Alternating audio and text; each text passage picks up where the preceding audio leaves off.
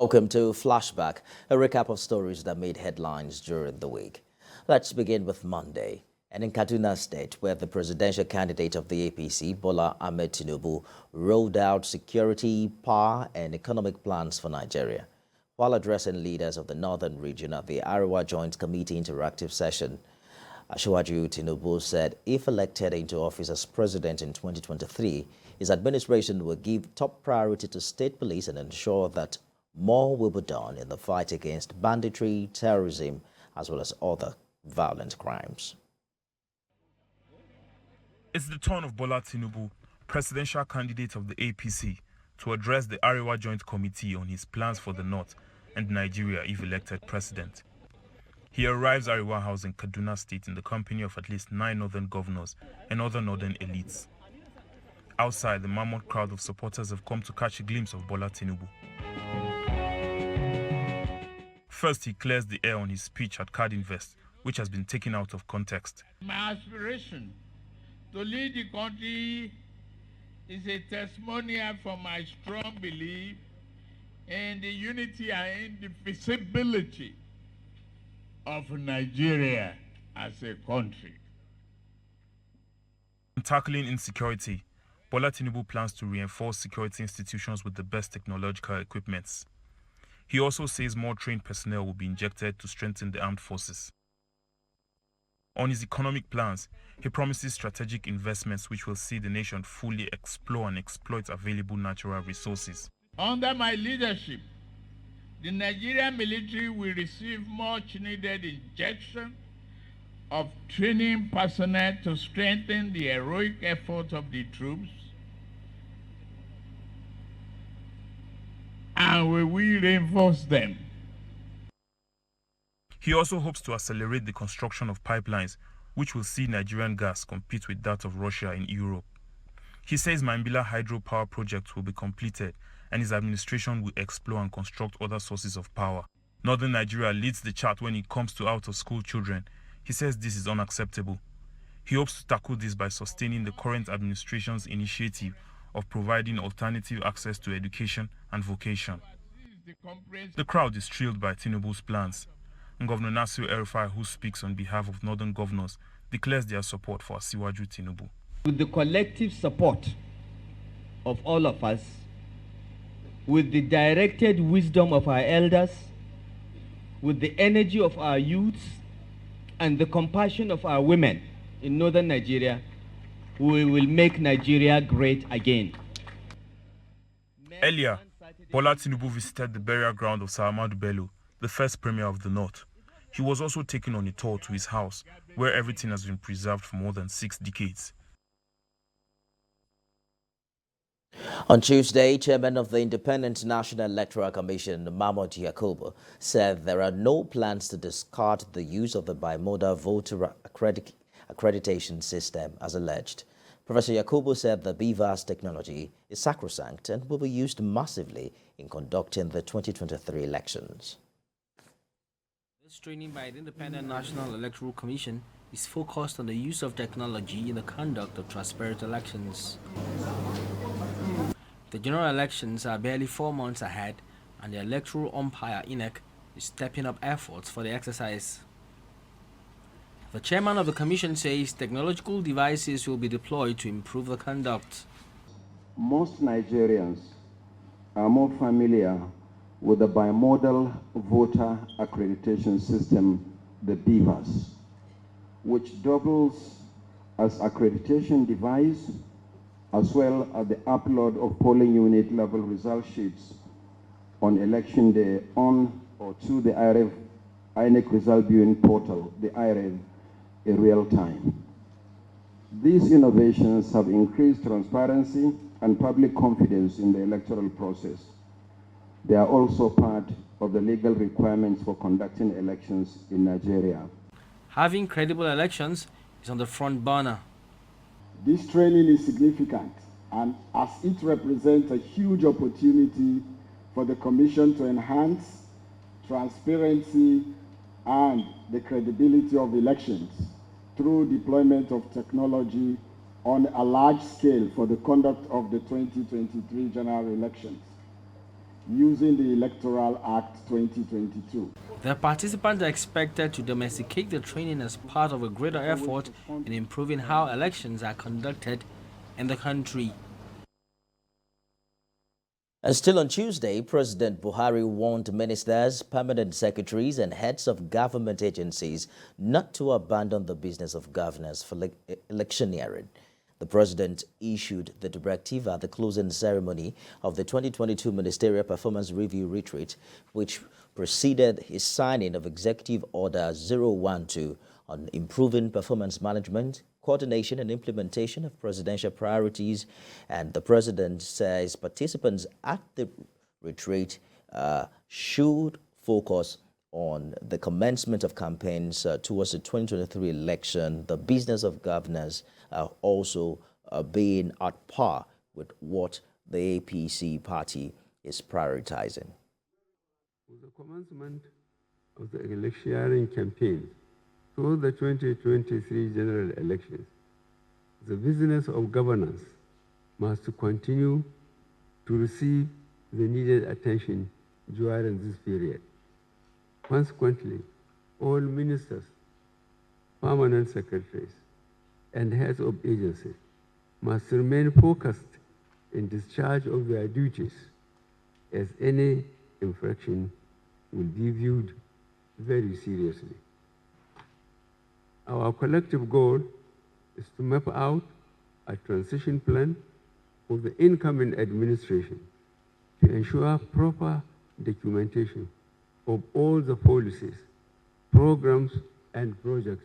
To ensure a smooth transition, the federal government should produce a compendium of all policies, programs, and projects with implementation status for the purpose of lessons learning and continuity.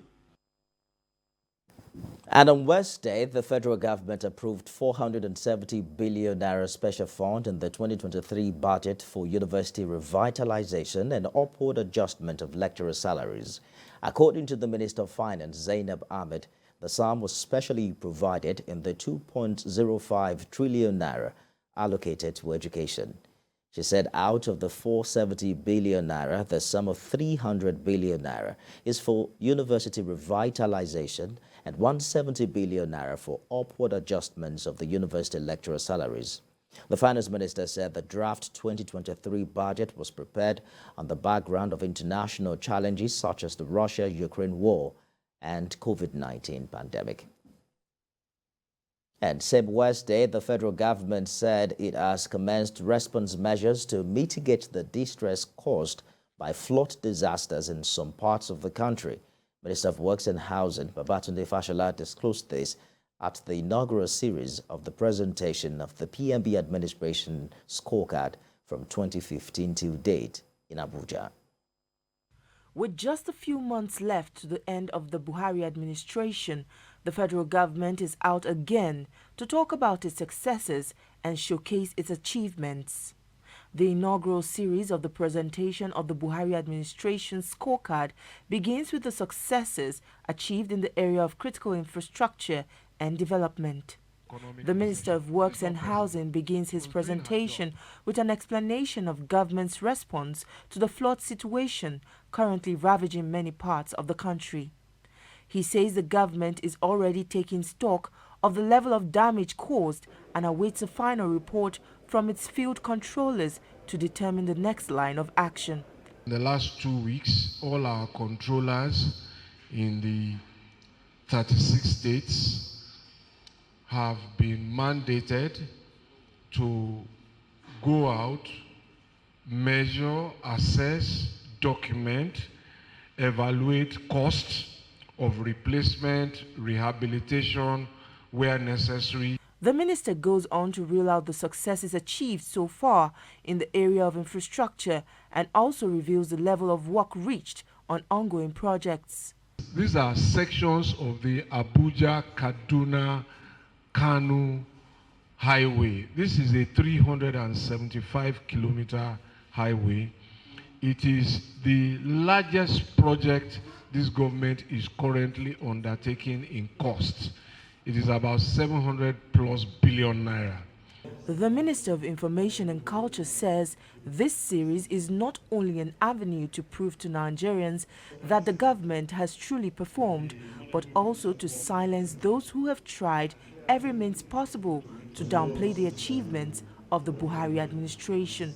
Despite attempts in some circles to downplay the achievements of this administration, I have no scintilla of doubt that history will be fairer and posterity will be kind to us.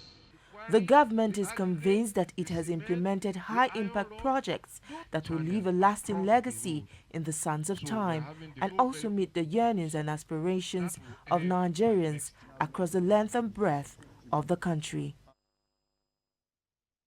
Thursday, 20th, marks the second year after the much-talked-about EndSARS protest that crippled commercial activities in Lagos. And while some persons were out at the Lekki tollgate marking the day with a memorial procession, it was reported that the police fired tear gas to disperse them. But reacting to the development on his official Twitter page, spokesman for the Lagos State Police Command, Benjamin Hundeyin, said peaceful persons were allowed to move around without interference, but some decided to become lawless and, according to him, started mounting the toll complex, thereby threatening law and order in the area, hence the use of tear gas to disperse them. SP Hundeyin added that there was no physical contact or any record of shooting in the area.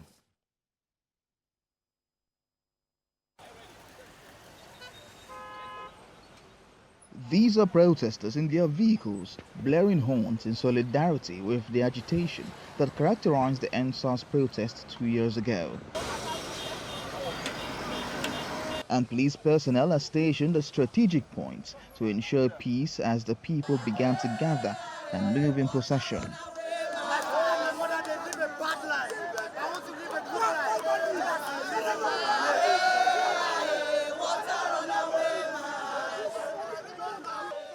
When it was time, the youths gathered to voice their anger by calling on everyone to remember those who allegedly died 2 years ago. Wait! Justice! All we are asking for is justice. That's all we want. That's why we're there. And of course, to honor those that have died. Those people that committed those gruesome crimes on October 20, 2020 have not been punished. The horn blaring procession was supposed to hold between the hours of 8 a.m. to 11 a.m. But as time wound down, the procession was interrupted as police began to throw tear gas and hot water pepper spray on some protesters and journalists. So, everyone scampered for safety. The Lekki tollgate has served as a rallying point for EndSARS protesters who come here every year to commemorate the day. These youths say they hope that someday justice will prevail. On that same Thursday, there was yet another major political shift in the United Kingdom as Prime Minister Liz Truss resigned from office. This was as Ms. Truss's premiership came under renewed pressure after the Home Secretary resigned and a chaotic vote on fracking.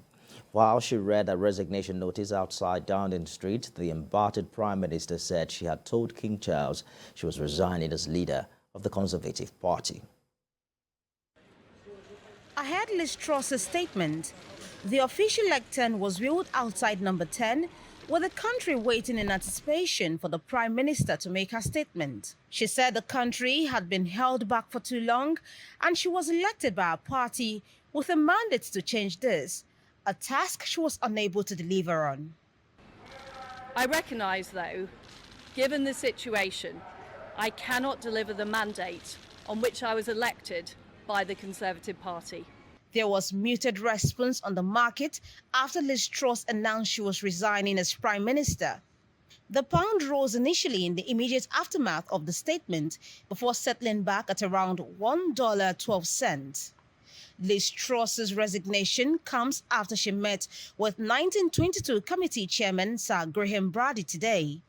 They agreed there will be a leadership election within the next week. Liz Truss has been in office for just 45 days, the shortest tenure of any UK Prime Minister. The second shortest serving Prime Minister was George Canning, who served for 119 days after dying in 1827. Her stepping down today follows dramatic scenes in the House of Commons last night over a vote on fracking. Calls for her to go kept growing in the hours afterwards. Chancellor Jeremy Hunt has confirmed he will not stand to be the next Conservative leader and UK Prime Minister. We're staying with Thursday, where we also told you that the United States government pledged $1 million in humanitarian assistance to support states affected by flooding in Nigeria. In a statement by the U.S. Ambassador to Nigeria, Mary Leonard, the country regretted the effects of the unusual rainfall and promised not to renege on its obligation of providing humanitarian assistance across flood-ravaged areas. The humanitarian assistance will come through the U.S. Agency for International Development. It will provide emergency shelter assistance, relief commodities, and hygiene kits to promote safe and healthy practices amid the ongoing cholera outbreak, as well as the multi-purpose cash assistance for people impacted by the devastating floods.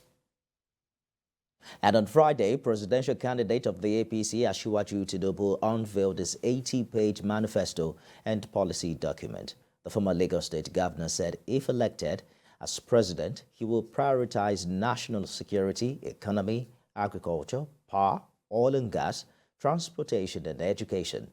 Bola Tinubu's campaign policy document tagged Renewed Hope, Action Plan for a Better Nigeria was unveiled at the State House Banquet Hall alongside the inauguration of the APC Presidential Campaign Council by President Muhammadu Buhari. To please unveil. This document unveiled by President Muhammadu Buhari is the governance manual for his party's presidential campaign. President Buhari's directive was clear. He wants the party to line up behind Bola Tinubu and ensure he emerges victorious at the polls. Our candidate, Arewa Bola Tinubu, is too well known for his capacity and can do the secret. Renewed Hope is the theme of the All Progressives Congress Presidential Campaign Manifesto. The party's presidential candidate, Bola Tinubu, says it is hope of a new Nigeria, hope of all-round security of lives and property, hope for all Nigerians. We shall create a better life for all and a future of promise for our youth. The national chairman of the APC, who will be in charge of party administration during campaigns, also looks forward to victory at the polls. The APC presidential candidate Bola Tinubu is arguably the most talked about on the list of other presidential candidates, and he is frequently targeted by peddlers of fake news and deliberate misinformation. His campaign council says these will not make them lose sight of their determination to turn around the fortunes of Nigeria for good. And finally, on Friday, the army says it rescued 2 Chibok girls and 99 other abducted persons from Boko Haram camps. In a briefing in Maiduguri, the General Officer commanding 7th Division and Commander Sector 1 Joint Task Force Northeast Operation Harden K, Major General Waidi Shaibu, said the troops rescued the victims from different locations in Borno State. The rescued girls are 24-year-old Rejoice Sankey and mother of 2 children, and Yagana Poli, aged 24, a mother of 4. According to the Army, they were rescued on September 29 and October 2nd.